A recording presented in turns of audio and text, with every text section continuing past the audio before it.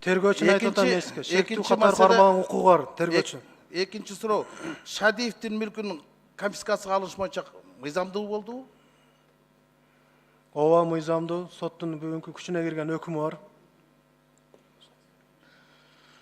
Туура, мен дагы буну мыйзамдуу деп эсептейм, анткени соттун өкүмүндө конфискация алынсын, эркинен ажыратылсын деп турат. А бирок андан мурун Нариман Түлеевдин камакка алынсын деген мурунку бийлик чечими соттун өкүмүн карап чыкты. 3 өкүмүндө тең бар. Камакка алынсын дейт. А булар конфискага салды. Ал жаза мөөнөтүн өтөп чыкты. 61 миллион сом айыбын төлөп чыкты. А бирок силер мамлекет рейдер кылып мурунку прокурор, мурунку жогорку соттор мүлкүн алып койбодуңар. Бул адамдын конституциялык укугу бузулду, УПК бузулду. Экспертиза далилдеди. Соттун өкүмүндө жок, бир дагы жеринде конфискация деген сөз жок. А бирок алып койдуңар. О сапат болду.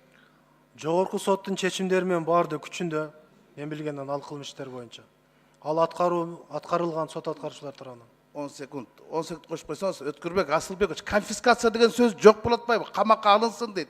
Бул жаза мөөнөтүн өтөп чыкты, айыбын төлөп чыкты. Мүлк камактан чыгарылат да. Анан УПК боюнча ошол жасаган кылмыш иш негизинде гана мүлк камакка алынат да.